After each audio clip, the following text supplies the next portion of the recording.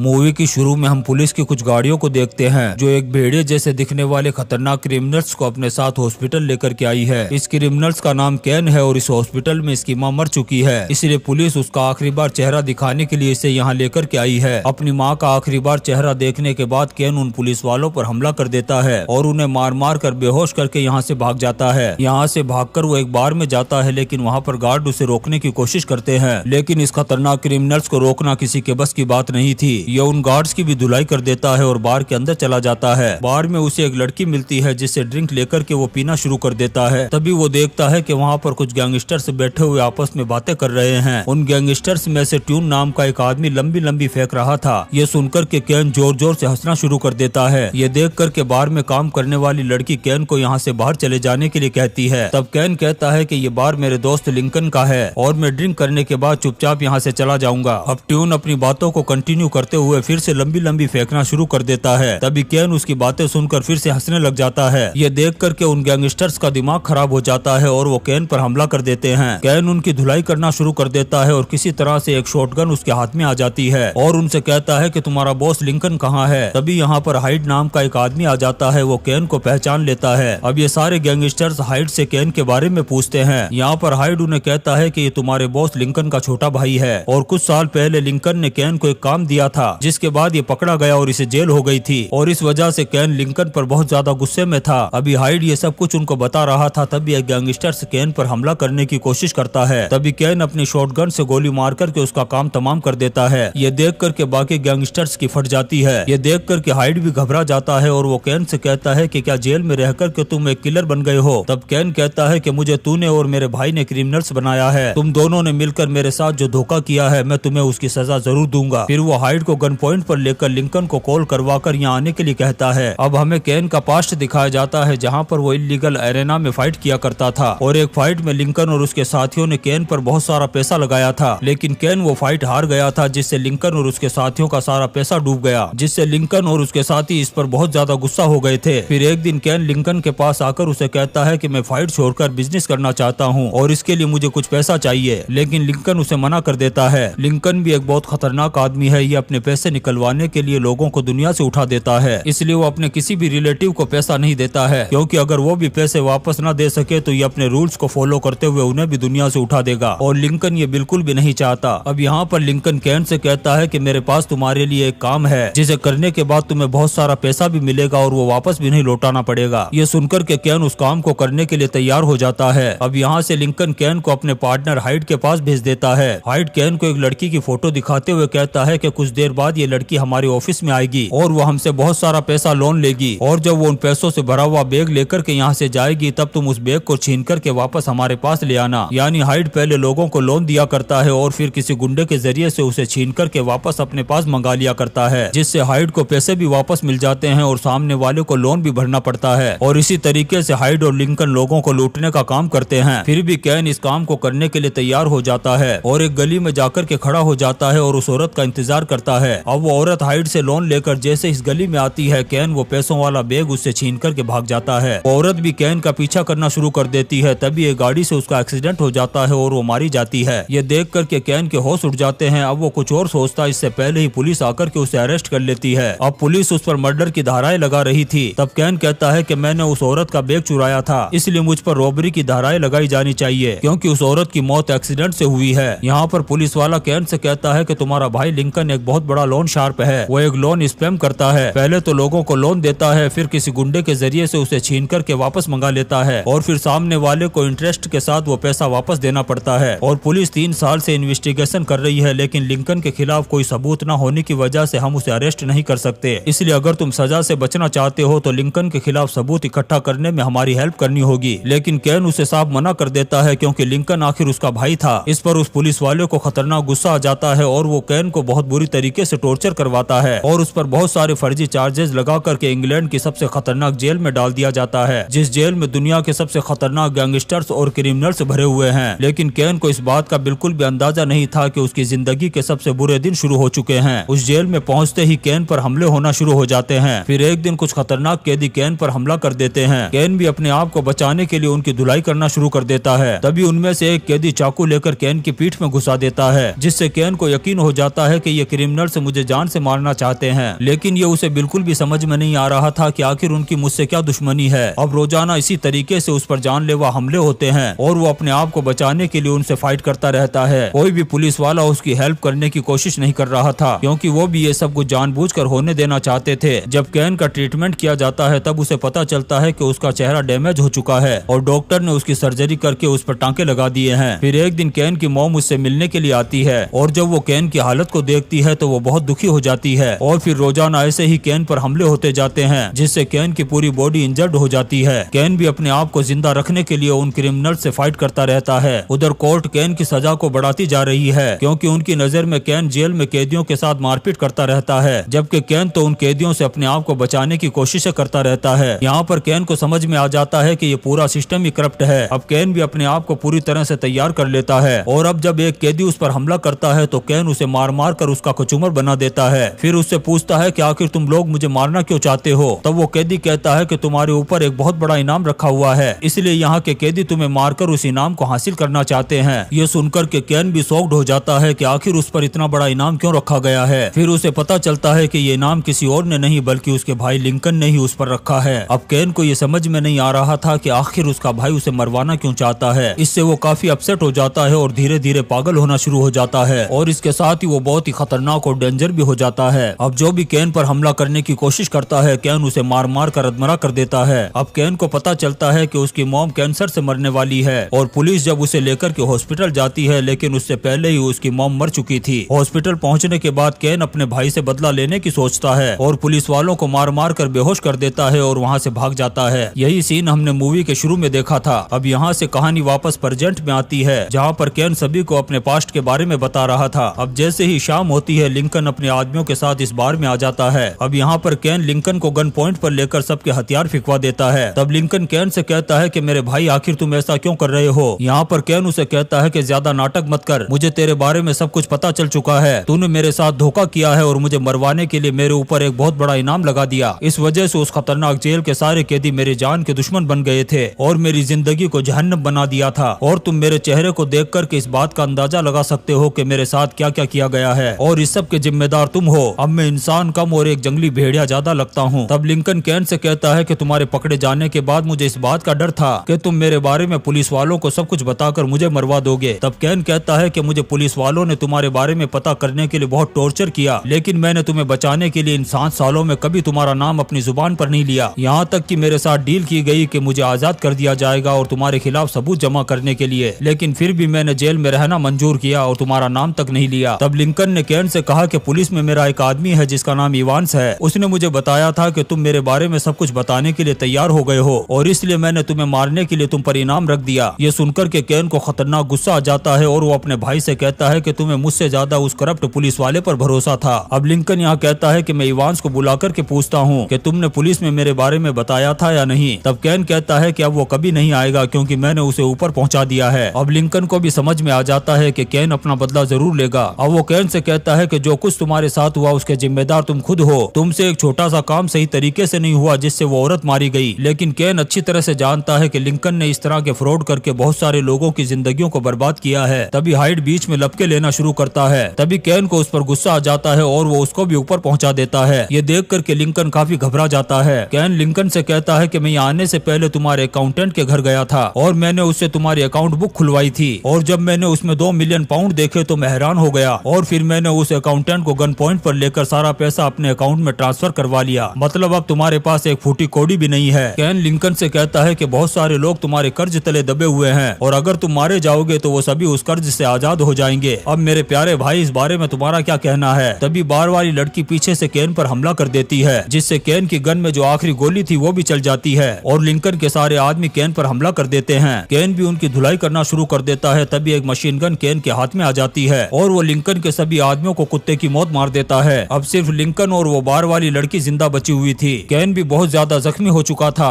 अब वो लिंकन का टिकट काटने से पहले ड्रिंक करता है और फ्रेश होने के बाद वो टूट पड़ता है लिंकन पर। दोनों भाइयों के बीच जबरदस्त फाइट होती है और आखिर में कैन लिंकन का काम तमाम कर देता है। अब कैन भी जख्मी हालत में उस बार से बाहर आ जाता है। उधर उस पुलिस वाले को भी पता चलता है कि लिंकन ने जिन लोगों के साथ फ्रॉड किया था वो सभी भी उसके कर्ज से आजाद हो गए हैं और इसी सीन के साथ ये शानदार मूवी एवेंजमेंट खत्म हो जाती है। दोस्तों हम आपके आपके लिए ऐसी ही इंटरेस्टिंग मूवीज एक्सप्लेन करते रहेंगे, तो आप चैनल को सब्सक्राइब जरूर करें और लाइक और कमेंट्स भी करें। Thank you.